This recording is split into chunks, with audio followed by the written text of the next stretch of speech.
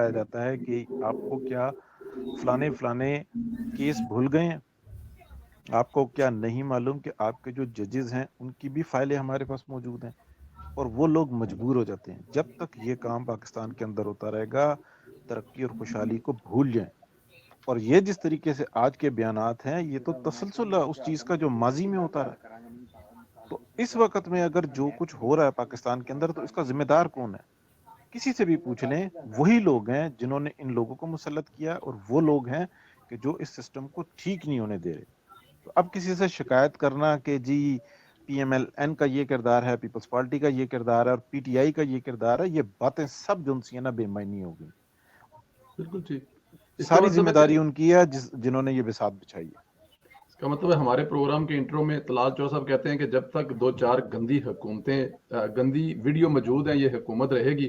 तो इसका मतलब कि जब तक ये गंदी वीडियो है, इस तरह की हुकूमतें बनती रहेंगी, यानी का मतलब ये है, ये वाली नहीं, नहीं, आपका क्या मजीद भी इस बारे में तबसरा है कि क्या अगर मामलात में डिस्टरबेंस रहेगी तो क्या ये मामलात ठीक हो सकेंगे? सियासी मामलात ठीक हो सकेंगे? सर मईशत के बिल्कुल भी नहीं हो मामलात ठीक सके। हो सकेंगे? देखें, मरियम औरंगजेब साहबा जो हैं, वो कोई आम एमएनए या एमपीए नहीं है। वो पाकिस्तान मुस्लिम लीग नून, पाकिस्तान की सबसे बड़ी जमात, पावरफुल जमात, जिनके बारे में अभी जो सर्वे हो रहे हैं, 3 सूबों के सर्वों में नवाज शरीफ साहब जो हैं वो टॉप पर हैं। इमरान खान को और बिलावल भुट्टो जरदारी को तीनों सूबों में वो लीड कर रहे हैं। इन लोगों की पसंदीदा शख्सियत, वो पार्टी के सरबराह हैं और मरियम औरंगजेब उस पार्टी की तर्जमान है। आप ये सोचें कि पार्टी तर्जमान को जब ये बयान देना पड़ा तो मामलात किस नहज पर पहुंच चुके हैं। आपको लगता है वो सोई उठी उन्होंने बयान दे दिया होगा? नहीं, हरगिज नहीं।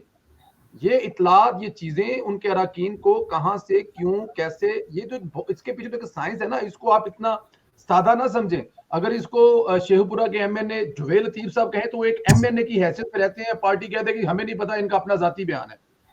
मेरी बात समझ रहे हैं ऐसा आप? या जी इसको जी। जेलम के कोई एमएनए कह दें, या उठ के फरूक राजा साहब कह दें वहां से यूएसए, तो वो कह देंगे जी इनकी अपनी जाती राय, ऐसी कोई बात नहीं है। ऐसा इकबाल साहब तो, लेकिन मरियम औरंगजेब ने जो कहा है वो पार्टी पॉलिसी है, पार्टी का बयान है, पार्टी की ऑफिशियल तर्जमान ने बयान दिया है। तो इसका मतलब है कि अगर क्योंकि अभी अभी जो है मामलात बहुत हद तक, हम अपने पिछले प्रोग्राम में ये बात डिस्कस कर चुके हैं कि किसी भी वक्त नहीं बताया जाएगा, टाइम नहीं बताया जाएगा, दिन नहीं बताया जाएगा, और तहरीक अदम इत्माद लाए जाएंगे विद इन 24 आवर 48 आवर के पर। जब मामलात इस हद तक पहुंच चुके हैं, लोगों को इतना पक्का कर चुका है। मेरे पास लंदन से कुछ इंफॉर्मेशन है जो मैं यहाँ पे शेयर ना कर सकूं शायद, लेकिन मतलब वो बड़ी हद तक कंप्लीट हो चुकी हैं।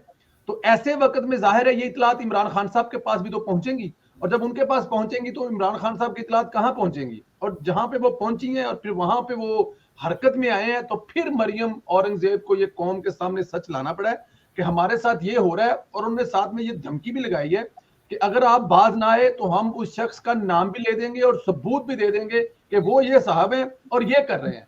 तो मेरे ख्याल में ये बड़ा सीरियस मैटर है। इस पे इसको इतना लाइट नहीं लेना चाहिए।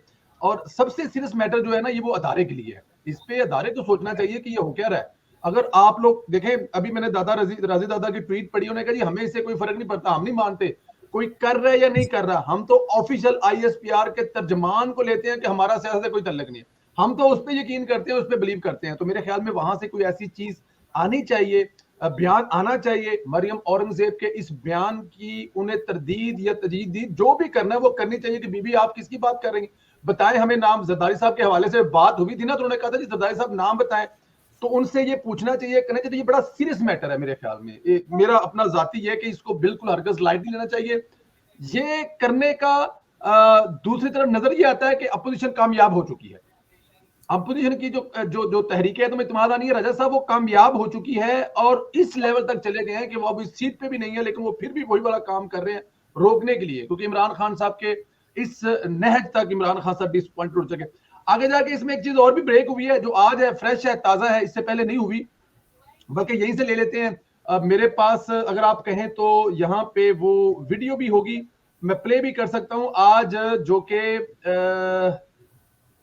शायद होगी वीडियो, में देख लेता हूं, यहाँ पे मेरे पास होनी चाहिए। इसमें जो अपना है हमारे हफीजुल्लाह नियाजी साहब, उन्होंने जो ब्रेक की वीडियो, वो अगर आप लोगों ने देखा, उन्होंने क्या कहा है आज कि मोहसिन बेग साहब को इसलिए पकड़ा है कि असल चक्कर ये है कि मोहसिन बेग साहब मियां साहब के मामलात या मियां साहब के मैसेज या मियां साहब के साथ या लंदन के साथ ऊपर वालों को राब्ते में लेके आ रहे थे और सारे मामलात मोहसिन बेग साहब करवा रहे थे।